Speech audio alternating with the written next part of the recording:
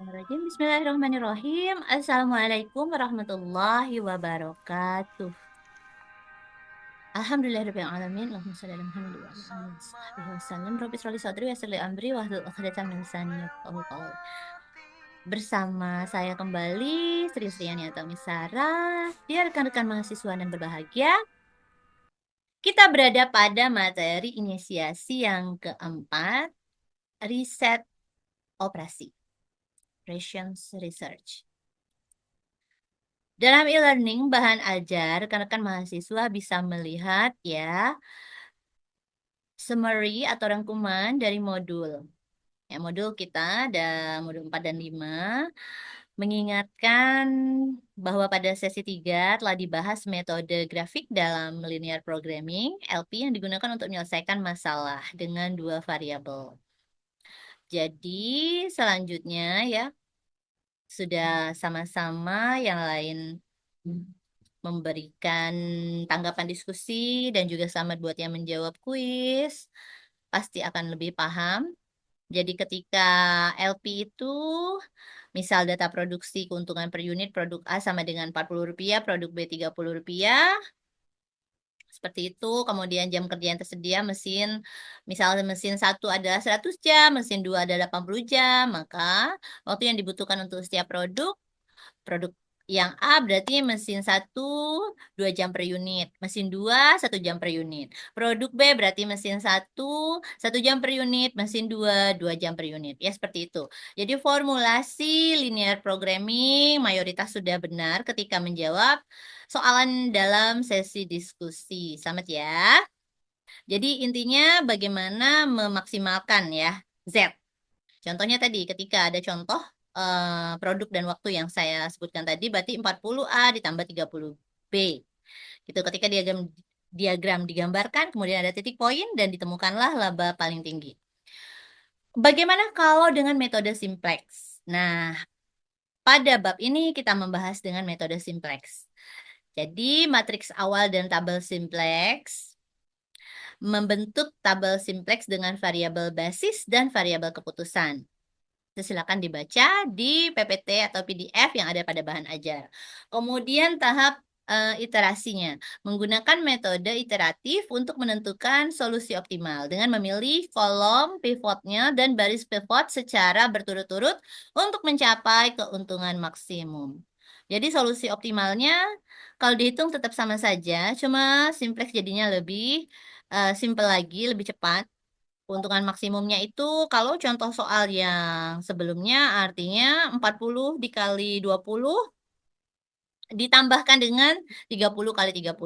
Rekan-rekan bisa lihat, baca kuis dan mengerjakan latihan soal formatif sehingga bisa lebih paham. Ya, hasilnya itu akan sama, misalnya Rp1.700 di biaya produksi, maka ketika di metode simplex ini hasilnya itu sama. Ketika teman-teman mengimplementasikan metode grafik atau metode simplex, itu hasilnya sama saja.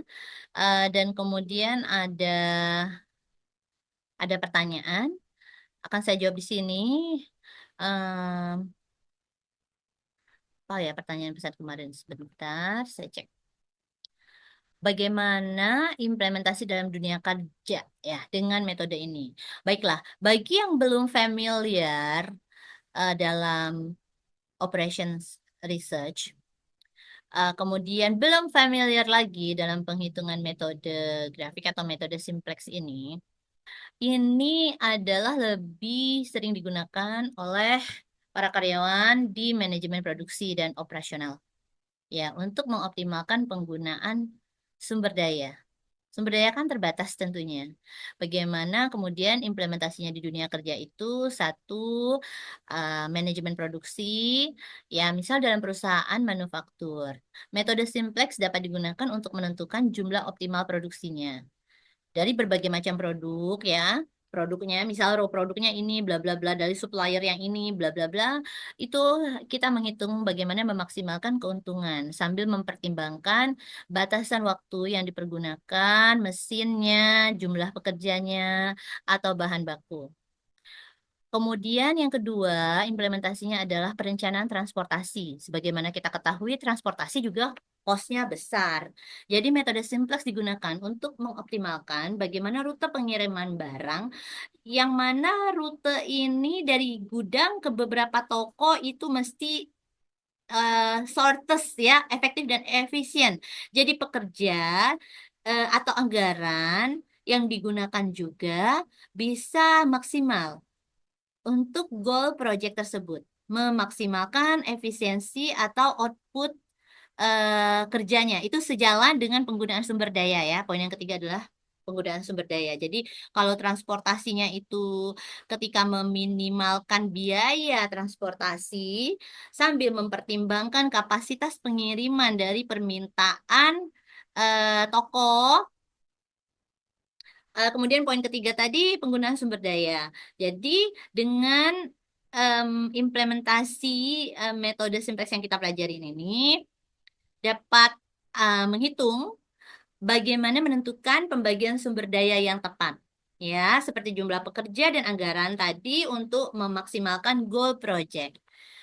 Baiklah rekan-rekan, dengan mempelajari bab ini, jadi juga tentu saja bisa belajar untuk membuat keputusan yang lebih cerdas untuk mengoptimalkan produksi, meminimalkan biaya, atau memaksimalkan keuntungan secara efisien. Terutama dalam masalah yang melibatkan banyak variabel dan kendala.